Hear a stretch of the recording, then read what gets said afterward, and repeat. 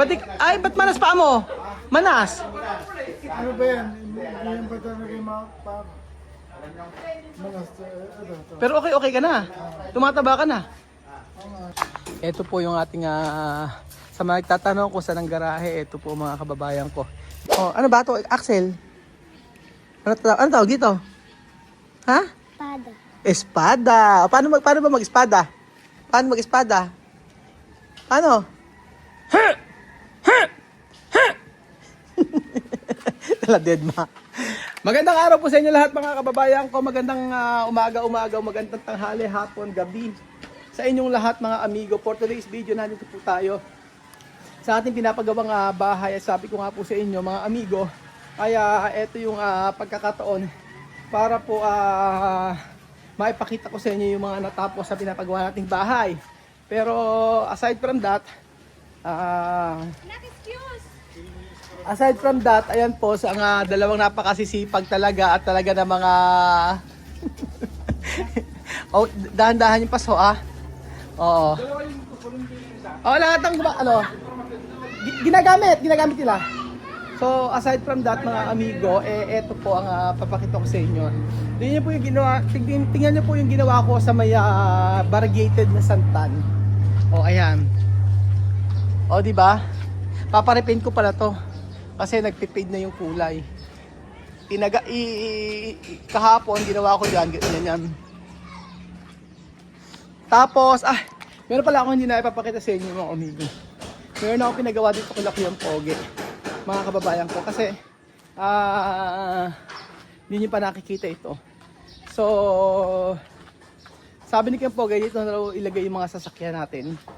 Ayan po mga amigo, papakita ko sa inyo. 1, 2, 3, go.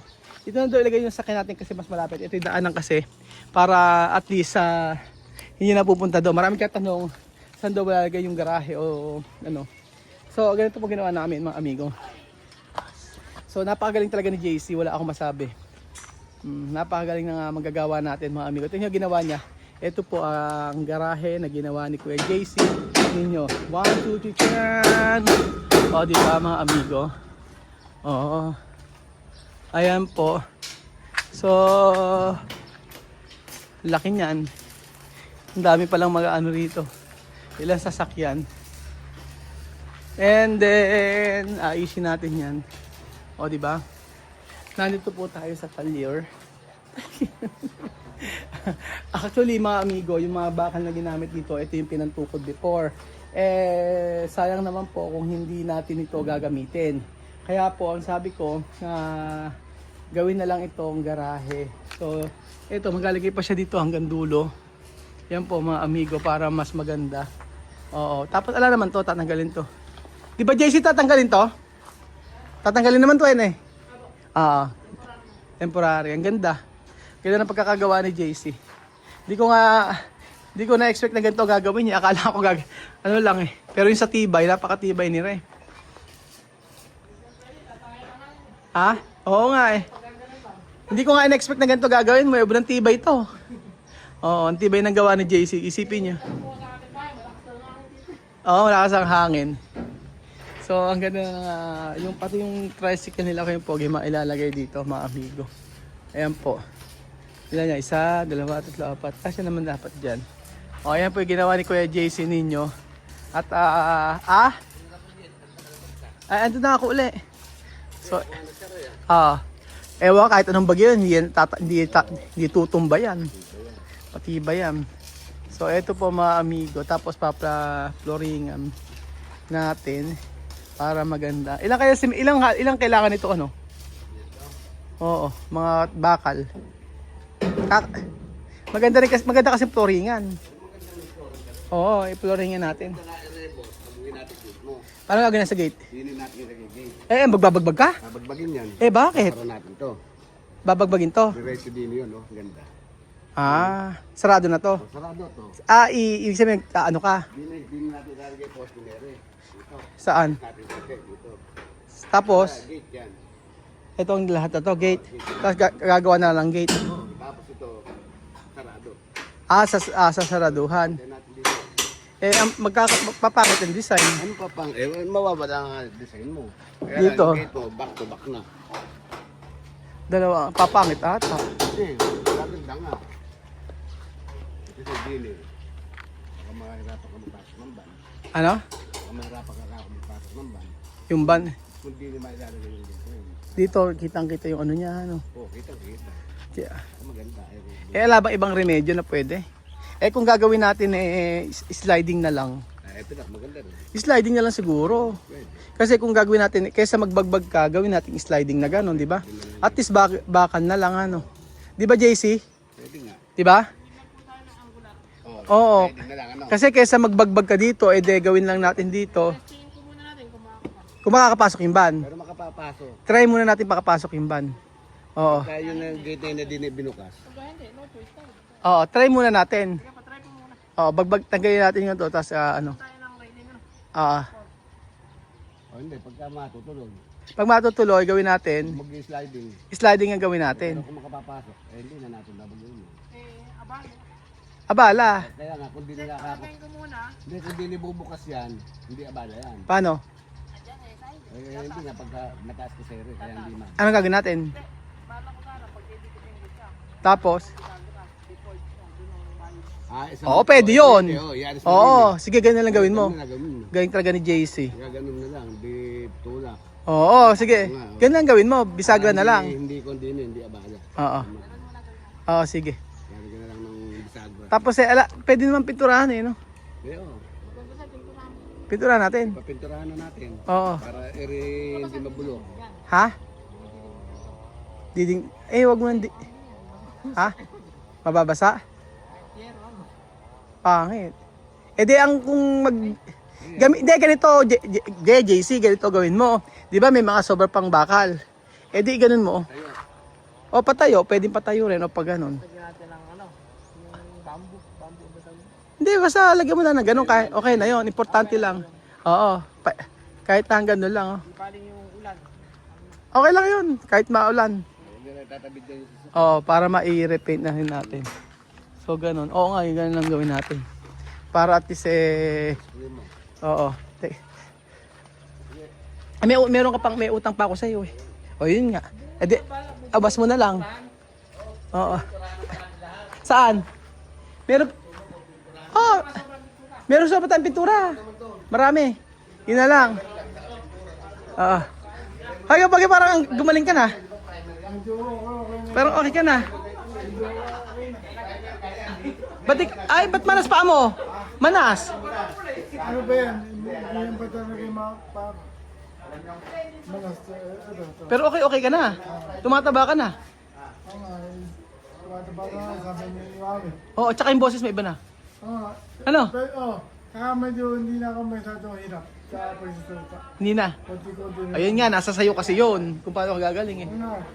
Kaya yung Sa kalakalagan mo. Hindi, basta, pag maga kasi pati ka naglalakad na. baka ako hindi pa tapos eh. Abay, maglakad ka. Hindi pa tapos doon. Be, oo, pwede maglakad. Hindi na ako naglalakad. Hindi, maglakad ka araw-araw doon. Sige, buka. Oo, ba, hindi kita nakikita. Akala ko nagtatampo ka na. Hindi. Oo. Kasi ano, Pwede ka na mag-jogging. Ay, lalagyan ba to? Yung kaya sabi lang na to? ba't si mama ng ano na? Oh, yero. Sabi ko kay mama. Sige, yung bubili ng yero. Ay, may mga yero. Ano dito? Kasi mga ito gagamitin. Pumili si Mado ng yero, kulang kasi dito. Pero ako dito, ako bumili lahat nito. Nahiyap. Ayan. Ilan yung binili namang yero? Dapat sa akin mo na sinabi, ako na bumili. Ito lang naman eh. Be, hindi, okay lang naman. Hindi mo sa akin sinabi. Naayos, maganda. Maganda pipinturahan to. Hindi na nga ang ginamit na namin yung ano lang yung yero na normal lang. Oo, mura siya pero at least mataas siyang ganyan. Gusto ko ganyan, no? Ganda. At least maganda yung garahe natin. Oh, tapos kasi kaya ako din dito nilagyan mga amigo. Kasi pag nakalipat tayo at may check-in sa resort, pwede rin dito gamitin yung garahe. Para marami. Kami harapan siya. So, di ba nakakatuwa si Kampoge? Siya nag-offer niya, siya nagsabi, Jeruel, diyan mo na lang gamitin yung ano. Pero may mga ano pa, yung may mga bakal pa dito na kay Princess na, ibibigay ko kay Princess. Tapos pagkayari, kaya oo. So, So sa mga tatanong kung saan yung garahe, dito po mga amigo. Pero aayusin ko pa rin kasi po floringan ko pa siya mga amigo. Gusto ko yung floringan lahat para at least maganda. Oh, tinanggal na yung miracle fruit dito mga amigo. So okay, natuwa naman kay Kempogi. Ilang araw hindi nakikita ni Kempogi eh. Gawa ng ano eh. Gawa ng hindi nga siya nagpupunta din sa may bahay. Kaya dinalaw ko ngayon. O nakita ko ngayon eh, okay na siya. Lumulusog na si Kempogi. Sana naman eh gumaling. Okay, matutuwa kapag siya bumalik sa dati niyang lakas. So ayan po mga amigo. Sabi ko nga po sa inyo. Ito po yung ating sa mga nagtatanong kung saan ang garahe. Ito po mga kababayan ko. Ginawa ito ni Kuya JC. At all around yan si Kuya JC.